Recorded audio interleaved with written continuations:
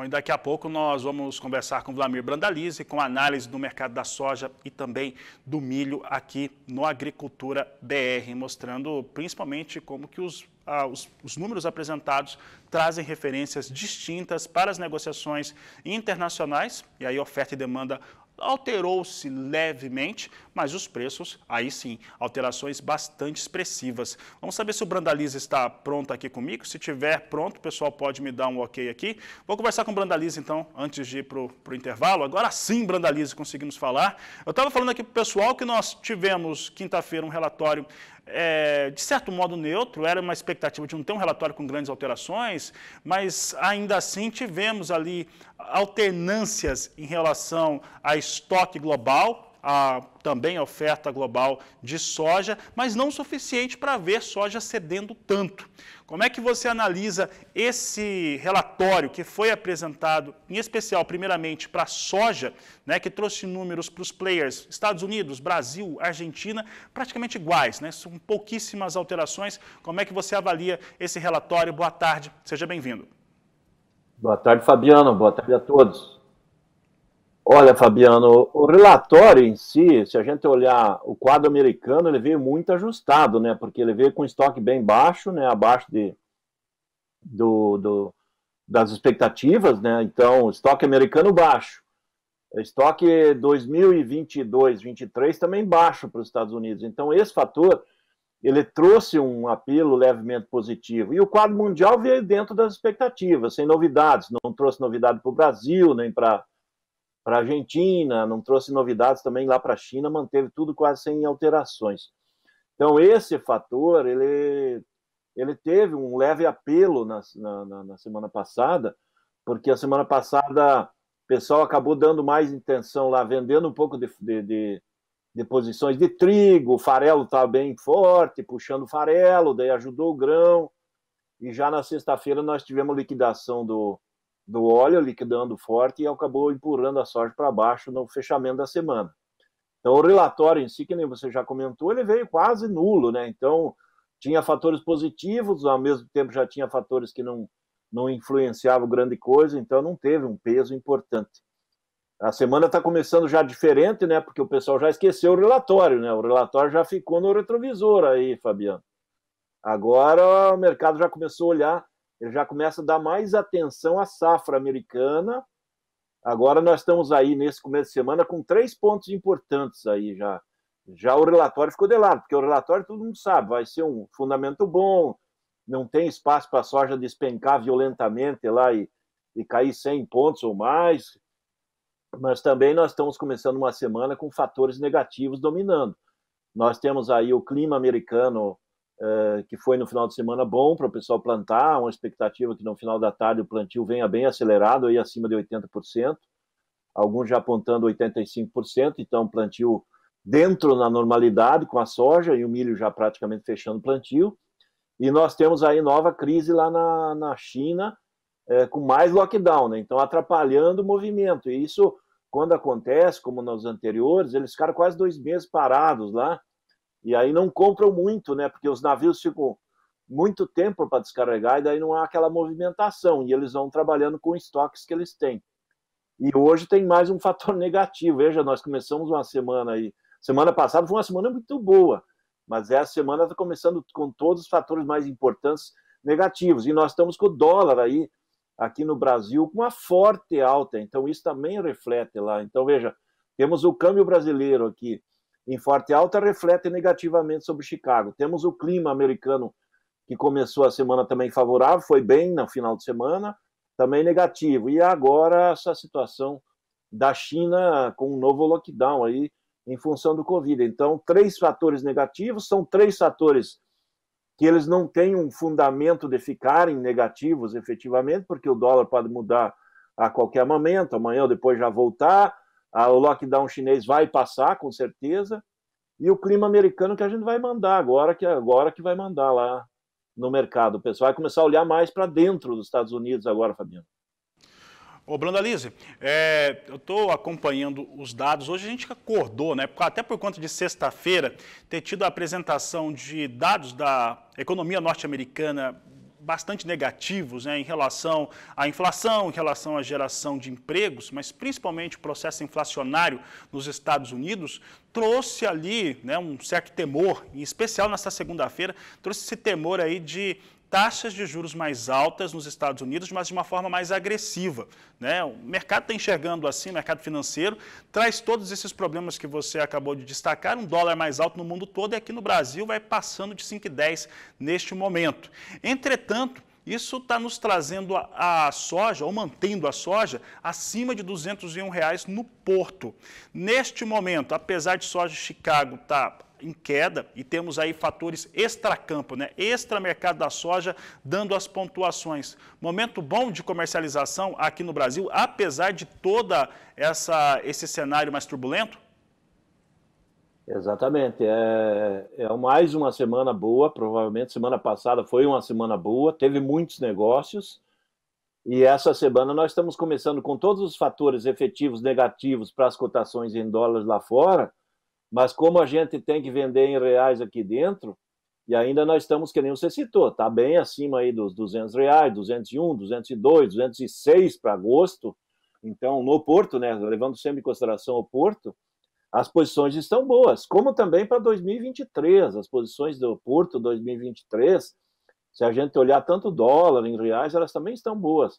É mais uma semana boa aí para o produtor, quem quer trabalhar com médias, porque passando essa fase, normalizando a safra americana e a moeda americana começar a perder ritmo, porque a economia brasileira, hoje à tarde deve sair o balancete aí já da SECEX, o fechamento de maio, e provavelmente vem com mais um volume recorde de saldo de balanço comercial. Nós estamos com saldo positivo. Nós não estamos com crise efetiva interna, nós estamos sendo levados, que nem você comentou, pela onda externa aí dos juros americanos, que provavelmente vão subir de uma maneira mais agressiva, né, para tentar controlar a inflação americana aí já rondando os 9% ao ano, é a maior inflação em 41 anos por lá, né? Então eles vão ter que tomar atitudes mais duras. E as atitudes que têm sido tomadas e controlam a inflação é basicamente o que está sendo feito no Brasil, né? Juros um pouco maiores acaba limitando o avanço da inflação. Isso dá para ver que aqui no Brasil também nós já tivemos até algum resultado positivo com a inflação do mês passado, né? O mercado financeiro esperava 0,6% em maio e veio 0,47%. Então o mercado mundial está olhando para nós também, né? Nós começamos a a mostrar no quadro mundial aí que o Brasil também pode ensinar algumas coisas, né? Que nós já fomos craques em inflação e não queremos voltar, né, Fabiano?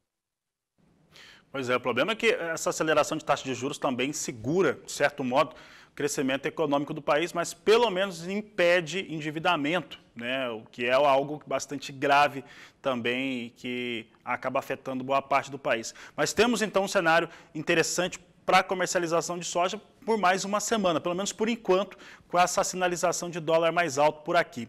Brandalize, em relação ao milho, a gente até falava na sexta-feira, em relação ao milho e o relatório de oferta e demanda, eu vi que a oferta global, né, a oferta global apresentou ali um volume maior, assim, expressivo, acho que quase 5 milhões de toneladas, em torno de 5 milhões de toneladas a mais, o que não é pouco.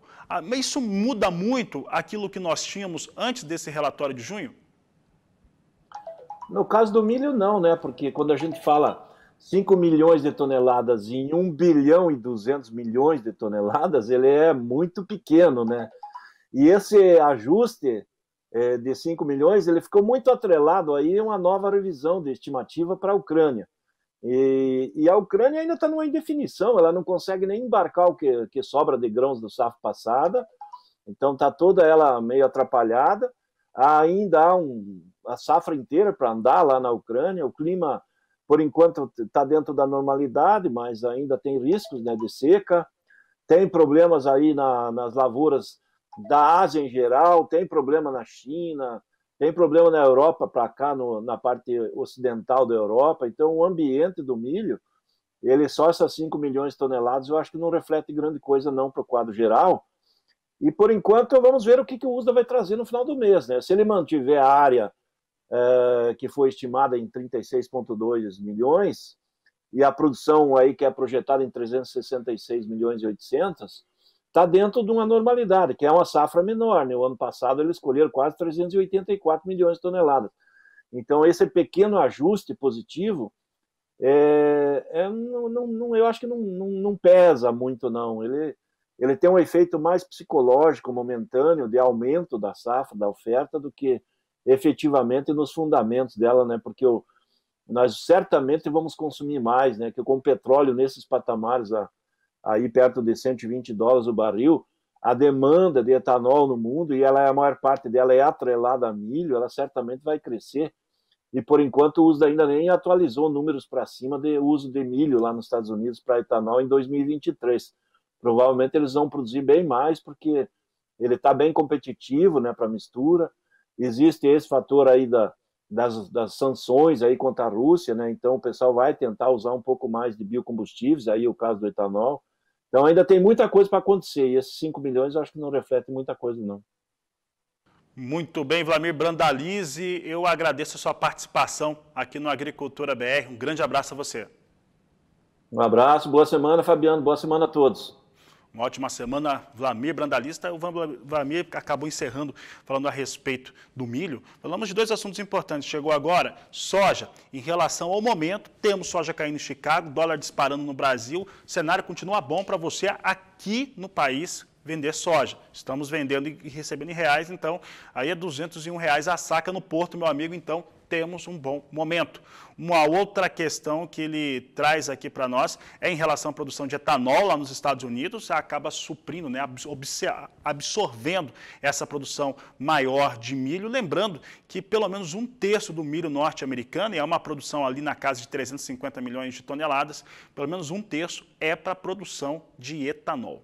Vou continuar falando aqui sobre economia, porque eu vou agora até os estúdios do Canal do Boi em São Paulo, na sede da Bolsa Brasileira de Mercadorias. Eu vou conversar com Walter Pulga Júnior, porque, Pulga, esse dólar disparado, essa alta forte para a moeda norte-americana, tem levado aí os números da soja aqui no Brasil para cima. Isso tem a ver aí com temor de taxas de juros ainda mais altas, mais agressivas nos Estados Unidos. Pulga, boa tarde, seja bem-vindo.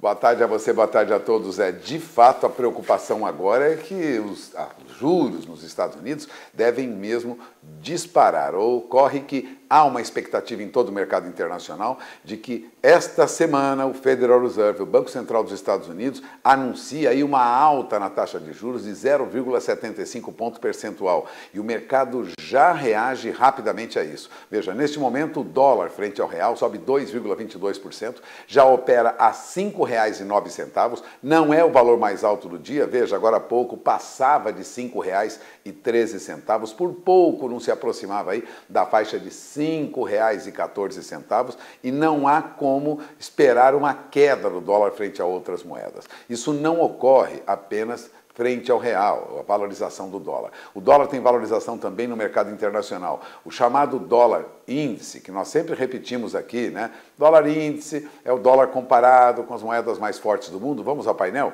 O dólar índice. Ele mostrava agora há pouco, no mercado futuro, negociado aí para setembro, já na faixa de 104 mil pontos, ou seja, há uma alta já prevista lá na frente para o dólar frente a outras moedas. Portanto, não há como esperar que o dólar hoje reverta a sua posição frente ao real. Neste momento, o dólar índice, né, já está perto de 105 mil pontos, veja, tem alta de 0,88%. Lógico, eu estou falando do dólar negociado já, o índice dólar negociado para setembro, lá na frente.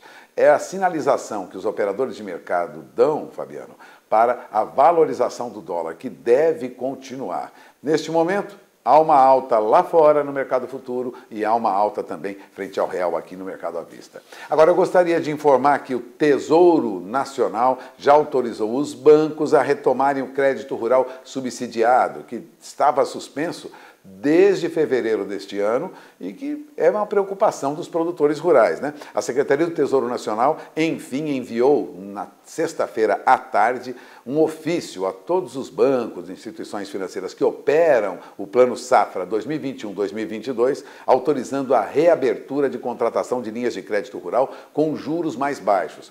Produtor, é preciso correr e correr rápido, porque há apenas 20 dias para que toda essa operação seja feita e há ainda 24 bilhões de reais retidos lá para ser liberados. É com você, Fabiano. Obrigado, Pulga. Uma ótima tarde a você. Ele volta na terceira edição às 16 horas, no horário de Brasília. E olha, eu vou para o intervalo comercial. Daqui a pouco você acompanha aqui no Agricultura BR informações sobre o setor sucroalcooleiro, sucro energético, açúcar, mascavo, produção e também a previsão do tempo para todo o país. Eu volto já. Vamos falar agora sobre um sistema de registro agroindustrial que tem sido aplicado em usinas sucroenergéticas e também nos seus desenvolvimentos de produtos. Para falar a respeito deste assunto aqui no Agricultura BR, eu vou conversar com a Mariana Granelli, coordenadora jurídica da usina Granelli. Mariana, obrigado pela participação, por estar aqui conosco no Agricultura BR. Como que esse sistema tem sido utilizado, um sistema tecnológico que tem feito essas aplicações em blockchain, como é que ele tem contribuído para resultados melhores dentro dessas usinas? Boa tarde, seja bem-vinda. Boa tarde. O sistema chama-se Braar. A gente fez uma parceria junto com a Embrapa e a cooperativa dos plantadores de cana de Piracicaba, que chama Coaplacana, e a gente veio para agregar valor na cadeia do produtor. O sistema ele é em blockchain, então a gente consegue rastrear toda a nossa cadeia numa via mais fácil, mais tecnológica, uma coisa que já se faz hoje na cultura da cana. Há vários softwares que você já tem todos esses dados. Então, o que a gente faz? A gente coloca numa blockchain, traz transparência, traz credibilidade e gera um selo, que através de um QR Code, o consumidor ele consegue acessar uma plataforma em que vai ter todas as questões, toda a produção, desde o preparo da terra até a produção final do produto, em que ele consiga ver toda a prática que foi feita, todo o manejo e toda a parte de agroindústria também. Mariana, essa rastreabilidade que acaba sendo empregada pelo sistema, que garantias que ela traz, por exemplo, ao consumidor final do produto? Na verdade, a rastreabilidade ela surge no mundo no intuito de ter saúde pública. É uma questão de saúde pública a rastreabilidade hoje. É obrigatória em hortaliças, algumas hortaliças, na cadeia do leite, na cadeia do gado, na cadeia de grãos ainda não é obrigatório, algumas cadeias já são. E o que ela garante? Ela vem para garantir que o processo é saudável, vamos falar, garante a saudabilidade do produto.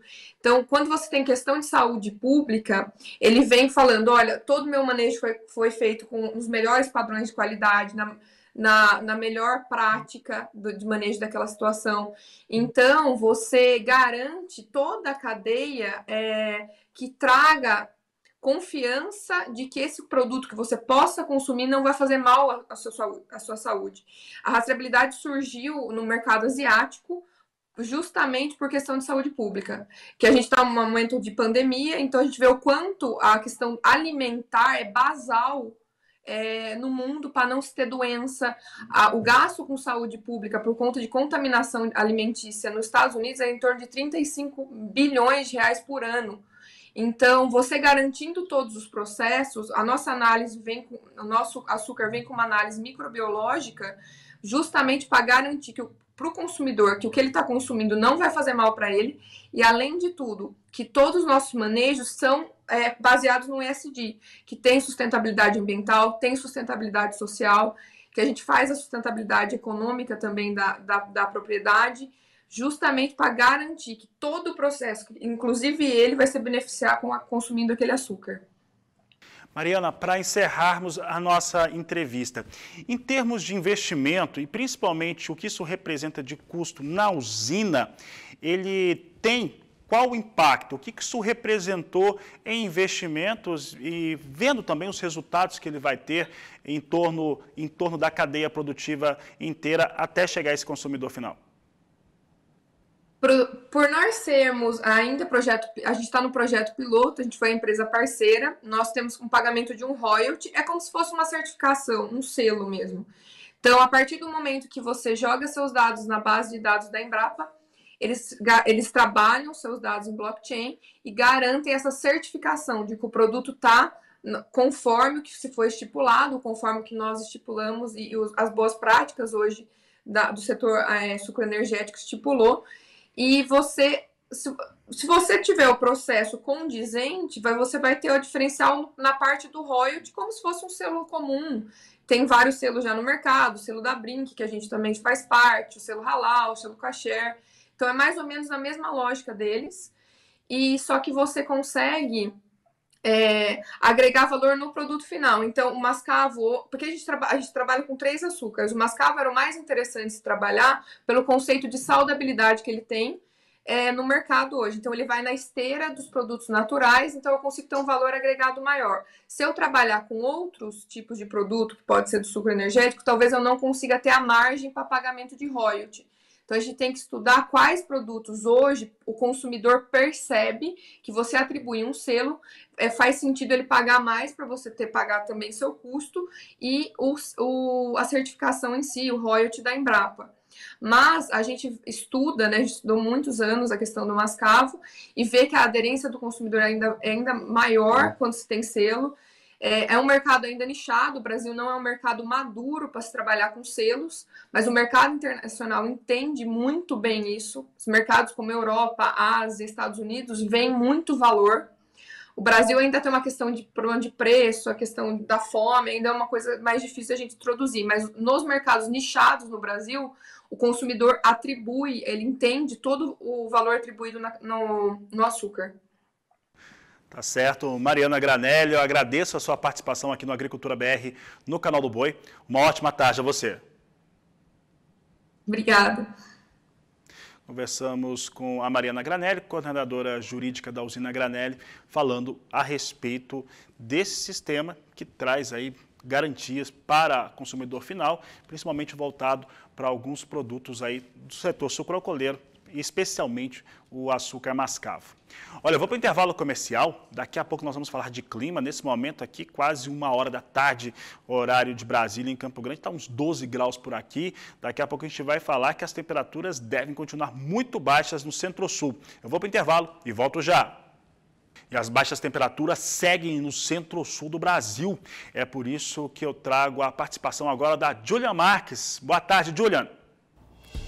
Boa tarde, Fabiana, e boa tarde a todos. A segunda-feira começa muito gelada em todo o centro-sul do país. Desta vez, Fabiano, o frio mais forte fica restrito entre o Paraná e o Rio Grande do Sul. com mínimas abaixo dos 3 graus, que ainda devem ser observadas entre o centro-sul paranaense até o estado gaúcho. E claro, a atenção ficou voltada às áreas de milho do oeste do Paraná, que receberam geadas nesta manhã com mínimas entre 1 e 2 graus. Importante salientar que quase 3/4 do milho no Paraná está em estágio vulnerável para geada, estando também em fase de enchimento de grãos e florada. A área de hortifruti e feijão do estado paranaense também tem previsão de mínimas abaixo dos 3 graus e tem um grande potencial para geada forte e com danos. Por outro lado, esse frio é favorável para as frutas, como maçã, pêssego e uva, que estão em processo de dormência e precisam desta temperatura mais baixa para terem uma boa florada durante a primavera. Já no sudeste, não há risco de frio intenso e geadas no café. No norte paulista, máxima de 21 graus na tarde de hoje e sem chuva. Na próxima madrugada, o dia começa com 7 graus e a máxima alcança os 21. Mesmo na manhã de quarta-feira, quando o frio ainda se faz presente, a mínima fica em torno de 6 graus. Então, não há risco para geadas nas lavouras de cana do norte de São Paulo. Já no centro-oeste, a chuva dos últimos dias foi embora e o tempo seco retorna. O período da manhã de hoje ainda foi marcado com muitas nuvens, mas sem chuva. Quanto ao frio, não há previsão de alcance de geadas em Mato Grosso, Goiás e Distrito Federal. Inclusive, as temperaturas não ficam baixas o suficiente para geadas nestas áreas. Até mesmo Mato Grosso do Sul não deve registrar geadas na porção centro e norte do estado. No Nordeste, o tempo ainda fica muito instável na costa nordestina nesse início de semana, com precipitações ainda isoladas. Mas é nesta terça que a chuva volta e ganha força entre o litoral norte da Bahia e Sergipe. A região agrícola do Cealba recebe aproximadamente de 10 a 20 milímetros de chuva nesta terça, enquanto as áreas agrícolas do leste nordestino sofrem com excesso de chuva, dificuldades no manejo em campo e eventuais perdas. O interior da região tem tempo aberto e baixa umidade do ar em solo. Na região norte, a época de cheia dos rios também coloca o município de Manaus e arredores em atenção para inundações, já que o rio está há dias ultrapassando a cota de inundação severa, que é 29 metros. Agora o rio já está com 29,61 metros de altura. Fabiano, é com você. Obrigado, Júlia. Uma ótima tarde a você. Uma boa tarde a você também que está nos acompanhando. Na sequência, você vai acompanhar mais uma grande oferta aqui pelo Canal do Boi. Eu volto às 16 horas na terceira edição. A todos uma ótima tarde e até lá!